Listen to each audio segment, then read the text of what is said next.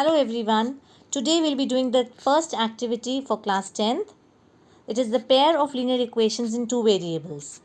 Now what we are supposed to do, the objective of the activity is that we need to obtain the condition of consistency or inconsistency of a pair of linear equations in two variables. The pre-acquired knowledge is plotting of points on the graph paper, making a graph of the linear equations in two variables. So these are the two things that you should be knowing. The material required is the MATLAB file, the graph paper, geometry box, sticking material, your pencil box. That's it. The procedure, let me tell you, what you're supposed to do is that we'll be giving you three sets of pairs of linear equations. You will be drawing their solution tables and then you'll be plotting the given points on the graph sheet and then analyze the result.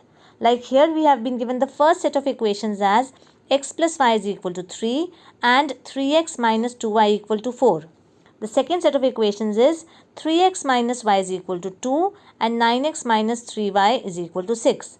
The final and the last one is 2x plus 4y is equal to 10 and 3x plus 6y is equal to 12. Now for each of them we will be making the solution set and we will be drawing the graph of the above equations as shown. Let us take up the first set of equations.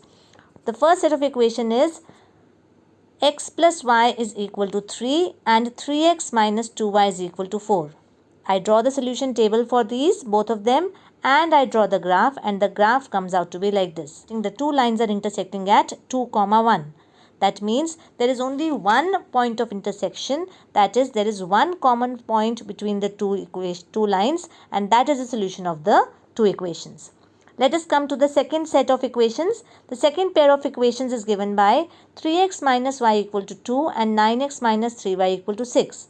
For both of them, we try to draw the solution, make the solution table first and then plot these points on the graph sheet. And my dear children, just see that we have been able to draw just one line for both the equations. The two lines are coinciding and we get one line for these two equations. That means every solution of this first equation is also a solution of the second equation. So how many solutions are there? There are infinitely many solutions in this case. Now take up the third set of equations. The third set of equations is 2x plus 4y equal to 10 and 3x plus 6y equal to 12. Now again I draw the solution tables and I draw the graph. Just observe the graph. The two lines are not intersecting at all. There is no common solution. That means the two lines are parallel, that I can see, which I can interpret as there is no solution, and we say that the system is inconsistent. It does not have any solution. So we draw the observation table after this and just try to find out the relationship between the ratio of the coefficients. A1 and A2 are the coefficients of x in the two equations. B1 and B2 are the coefficients of y in the two equations, and C1 and C2 are the constant terms of the two equations. So I get A1 upon A2 as 1 upon 3 in the first equation. In the first two equations, B1 upon B2 is 1 upon minus 2 in the two equations, and C1 upon C2 would have been minus 3 upon minus 4, which is equal to 3 upon 4. So clearly A1 upon A2 is not equal to B1 upon B2. Let us see the second set of equations. 3x minus y is equal to 2 and 9x minus 3y equal to 6. What is A1 upon A2? The ratio of the coefficients of x, 3 upon 9, which is equal to 1 upon 3. What about B1 upon B2? B1 is what? Minus 1. B2 is minus 3. So B1 upon B2 is minus 1 upon minus 3, which is equal to 1 upon 3. C1 upon C2 is 2 upon 6, which is equal to 1 upon 3. So here I can see that A1 upon A2 is equal to B1 upon B2 is equal to C1 upon C2.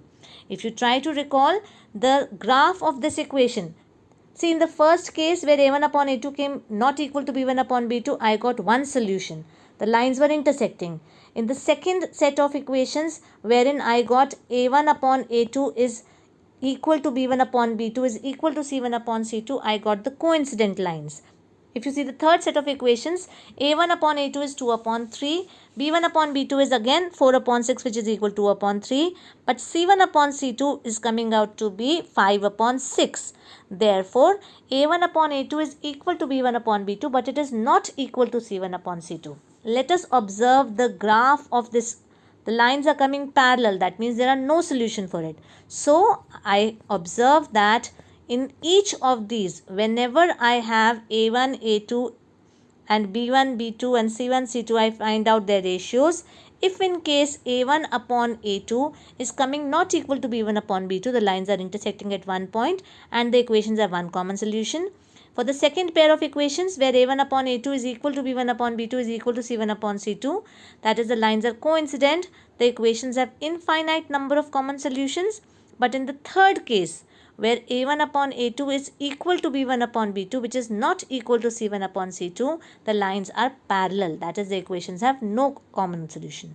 Now let us talk about consistency.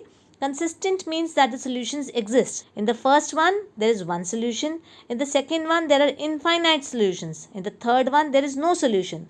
So that means case 1 and case 2 are the cases of consistent set of equations, consistent system of equations, whereas in the third case where there is no solution, we say that it is inconsistent. So let us take the conclusion.